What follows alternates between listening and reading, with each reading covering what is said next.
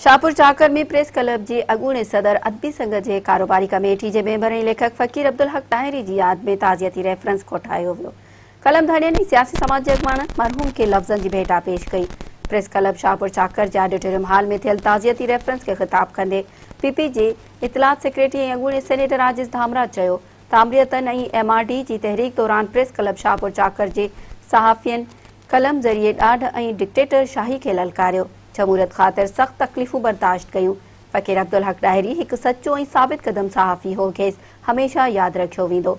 सिंधी अदबी संघ जे मरकज़ी अॻवान सज्जाद हुसैन राशिदी ख़िताब कंदे चयो फ़कीर अब्दुल हक ताहिरी बहितरीन अदीब कालम नवीस ऐं जाखोड़ी इंसान हो। सीनियर सहाफ़ी अदीब ऐं कालम नवीस अब्दुल कादिर ताहिरी ख़िताब कंदे चयो त फ़कीर अब्दुल हक ताहिरी संदन सथ जो सचो ऐं खरो इंसान हो।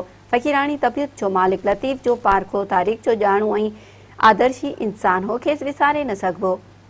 ताज़ियती रेफरेंस के सीनियर सहाफ़ी सिंधी अदबी संघ जे अॻवान हाजी अकबर शर, सीनियर सहाफ़ी Asad Tahiri, federation of commerce जे नायब सदर हाजी हनीफ सुमरो, नौजवान सहाफ़ी जुल्फ़कार अली ताहिरी, सीनियर सहाफ़ी ग़ुलाम कादिर मेमन, एलियास अंजुम, पीपी लेडीज़ अॻवान नौशाद बलोच, प्रेस क्लब शाहपुर चाकर जे सदर मलिक अब्दुल रज़ाक ऐं शाइर सत्तार तबस्सुम ख़िताब कयो।